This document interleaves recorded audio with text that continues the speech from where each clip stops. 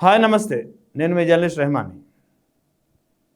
YSR Congress party అధినేత YS Jagan 2019 నుంచి 2024 వరకు ముఖ్యమంత్రిగా చేసిన కాలంలో చేసినటువంటి సంక్షేమ పథకాలు కానీ, చేసినటువంటి అభివృద్ధి కార్యక్రమాలు కానీ, చేసినటువంటి మేలు కానీ, ఆ 5 ఏళ్ల కాలంలో వైఎస్ఆర్ కాంగ్రెస్ పార్టీ నేతలు కానీ, వైఎస్ఆర్ కాంగ్రెస్ పార్టీ కానీ, వైఎస్ఆర్ కాంగ్రెస్ పార్టీ అనుకూల మీడియా కానీ ఎప్పుడు చెప్పుకునే ప్రయత్నం చేయలేదో ఏంటో కానీ, ఆయన అధికారం నుంచి దిగిన తర్వాత ఒక్కొక్కటిగా వాస్తవాలు నిజంగా వైఎస్ జగన్ ఇంతలా పాలించారా, నిజంగా వైఎస్ జగన్ ఇన్ని సంక్షేమ కార్యక్రమాలు చేపట్టారా, నిజంగా వైఎస్ జగన్ ఇన్ని అభివృద్ధి కార్యక్రమాలు చేశారా, నిజంగా వైఎస్ జగన్ ఇన్ని మెడికల్ కళాశాలలు కట్టారా, నిజంగా వైఎస్ జగన్ ఇన్ని పోర్టులు నిర్మించారా, నిజంగా వైఎస్ జగన్ హయాంలో ఇంత అభివృద్ధి జరిగిందా అనేది ఒక్కొక్కటిగా 24లో ఓటమి తర్వాత కూటమి ప్రభుత్వం అధికారంలోకి వచ్చిన తర్వాత మాత్రమే ఒక్కొక్కటిగా బయటపడుతున్నాయి.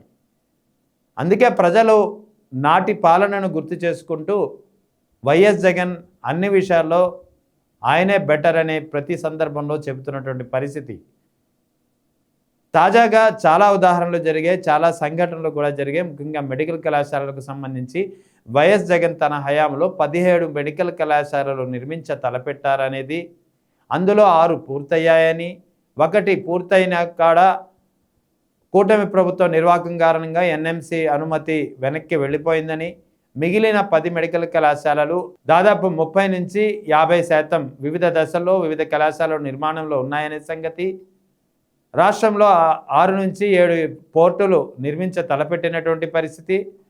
వైఎస్ జగన్ 5 ఏళ్ళు ముఖ్యమంత్రిగా ఉన్నప్పుడు బహుశా ఎవరికి తెలియకపోవచ్చు, తెలియలేదు కూడా. కానీ కూటమి ప్రభుత్వం చేసిన అధికారంలోకి వచ్చిన తర్వాత కూటమి ప్రభుత్వం చేస్తున్నటువంటి నిర్వాహకాల కారణంగా ఒక్కొక్కటికి బయటకు వస్తున్నాయి. ఇది అభివృద్ధికి సంబంధించింది అయితే, ఇక సంక్షేమ కార్యక్రమాల సంగతి కూడా అలాగే ఉంది. ఆ తర్వాత ప్రజలు సమస్యల్లో ఉన్నటువంటి ప్రజల్ని, సమస్యల్లో ఉన్నటువంటి అంటే అది ఆరోగ్య సమస్య కావచ్చు, ఇతరత్ర సమస్యలు కావచ్చు, ఏదైనా ఒక సమస్యలో చిక్కుకున్నటువంటి రాష్ట్ర ప్రజల్ని ఏ విధంగా వైఎస్ జగన్ కానీ, వైఎస్ జగన్ ప్రభుత్వ అధికారులు కానీ ఏ విధంగా ఆ సమస్యను సాల్వ్ చేశారు అనేది వివిధ సందర్భాల్లో ఒక్కొక్కటిగా బయటకు వస్తుంది. అందుకే వైఎస్ జగన్ ఇంత చక్కగా పాలించారా, వైఎస్ జగన్ ప్రజల ఆరోగ్యంపై వైఎస్ జగన్కు ఇంత అవగాహన ఉందా అనేది, అంటే ఏదైనా ఒక సమస్య వచ్చినప్పుడు స్పాంటేనియస్గా రియాక్ట్ అయ్యి అప్పటికప్పుడు ఆ సమస్యకు చెక్ పెట్టడం, అప్పటికప్పుడు ఆ బాధితుని సమస్యను తీర్చడం అనేది వైఎస్ జగన్ హయాంలోనే జరిగిందనేది వివిధ సందర్భాల్లో అర్థమవుతుంది. ఇప్పుడు మరో ఉదాహరణ చోటు చేసుకుంది. నిన్న బసవతారకం మెమోరియల్ క్యాన్సర్ ఆసుపత్రి గురించి అందరికీ తెలిసిందే. హైదరాబాద్లో ఉండి చాలా కాలంగా దాదాపు 2 దశాబ్దాలకు పైగా తన కార్యకలాపాలు నిర్వహిస్తుంది. సో క్యాన్సర్ పేషెంట్లు ప్రతి ఒక్కరికి వెంటనే గుర్తొచ్చేది బసవతారకం ఆసుపత్రి మంచి సేవలు అందిస్తుంది, అందులో ఎలాంటి సందేహం లేదు. నందమూరి బసవతారకం పేరుతో స్థాపించినటువంటి ఆసుపత్రి ఆ ట్రస్ట్ పేరుతో కార్యకలాపాలు నిర్వహిస్తోంది. సో ఈ నందమూరి బసవతారకం క్యాన్సర్ ఆసుపత్రికి సంబంధించినటువంటి సిల్వర్ జూబిలీ ఫంక్షన్ నిన్న చాలా ఘనంగా జరిగింది. ఈ సిల్వర్ జూబిలీ ఫంక్షన్లో పెద్ద ఎత్తున సినీ నటులు కానీ, తెలంగాణ రాజకీయ నేతలు, ప్రముఖులు, గతంలో ఇదే క్యాన్సర్ ఆసుపత్రిలో చికిత్స చేయించుకున్నటువంటి బాధితులు, ముఖ్యంగా రోగులు కూడా, ప్రజలు కూడా చికిత్స చేయించుకుని ఇప్పుడు పూర్తి స్వస్థతతో, పూర్తి ఆరోగ్యంతో ఉన్నటువంటి చాలామంది కూడా వచ్చి తమ ఎక్స్పీరియన్స్ని వాళ్ళు షేర్ చేసుకున్నటువంటి పరిస్థితి కనిపించింది నిన్న. అది కూడా అందరి ముందు. అంటే అందులో అక్కడ హాజరైనటువంటి వారిలో సిల్వర్ జూబ్లీ వేడుకలో సినీ ప్రముఖులు ఉన్నారు, రాజకీయ ప్రముఖులు ఉన్నారు, ఇతరులు చాలామంది ఉన్నారు. తెలుగుదేశం పార్టీకి సంబంధించిన నేతలు ఉన్నారు, ముఖ్యంగా బాలకృష్ణ స్వయంగా అక్కడ ఉన్నారు. సో ఈ అందరి సమక్షంలో క్యాన్సర్ ఆసుపత్రి ద్వారా లబ్ధి పొందినటువంటి, చికిత్స చేయించుకుని ఆరోగ్యంగా ఉన్నటువంటి వాళ్ళు తమ ఫీలింగ్స్ను, తమ యొక్క అనుభవాన్ని షేర్ చేసుకున్నటువంటి పరిస్థితి, గ్రాటిట్యూడ్ని తెలియపరిచినటువంటి పరిస్థితి. ఈ నేపథ్యంలోనే ఒక మహిళ, అనంతపూర్కు చెందినటువంటి ఒక మహిళ, క్యాన్సర్ రోగంతో బాధపడినటువంటి మహిళ, ఇప్పుడు పూర్తిగా ఆరోగ్యంతో ఉన్నటువంటి మహిళ చేసినటువంటి వ్యాఖ్యలు ఇప్పుడు పెద్ద ఎత్తున వైరల్ అవుతున్నాయి. అంతేకాకుండా ఆ సభలో అంటే ఈ వేడుక కార్యక్రమంలో నందమూరి బసవతారకం మెమోరియల్ ట్రస్ట్కి సంబంధించి మెమోరియల్ ఆసుపత్రికి సంబంధించినటువంటి సిల్వర్ జూబిలీ వేడుకలో బాలకృష్ణ సహా అందరూ ఆ మహిళ చేసినటువంటి వ్యాఖ్యలతో ఒక్కసారిగా షాక్ తిన్నారు, అవాక్కయ్యారు. అదే సందర్భంలో పెద్ద ఎత్తున చప్పట్లతో ఆ ప్రాంగణం మార్మోగినటువంటి పరిస్థితి. ఇందుకే ఆ మహిళ ఏమన్నారో ఒక్కసారి మీకు వినిపించే ప్రయత్నం చేస్తాను. నేను అనంతపూర్లో హాస్పిటల్స్ చాలా చూయించుకున్నాను, నాకు ఎక్కడా బాగా అవ్వలేదు. తర్వాత నాకు ఈ గవర్నమెంట్ హాస్పిటల్లో బసవతారకం హాస్పిటల్ ప్రిఫర్ చేశారు. నాకు కీమోస్ 6 months పెట్టారు, అయినా కూడా నాకు రికవర్ అవ్వలేదు. తర్వాత ఆపరేషన్ చేయించాలని చెప్పారు. అప్పుడు జగన్ సార్ మా ఇంటికి రావడం జరిగింది. అప్పుడు బాలకృష్ణ సార్తో మాట్లాడించి ఇక్కడ హాస్పిటల్కి అడ్మిట్ చేయించారు. తర్వాత నాకు ఆపరేషన్ చాలా సక్సెస్ఫుల్గా జరిగింది. ఇక్కడ నాకు టోటల్గా మొత్తం హరిత మేడం బాగా చూసుకున్నారు.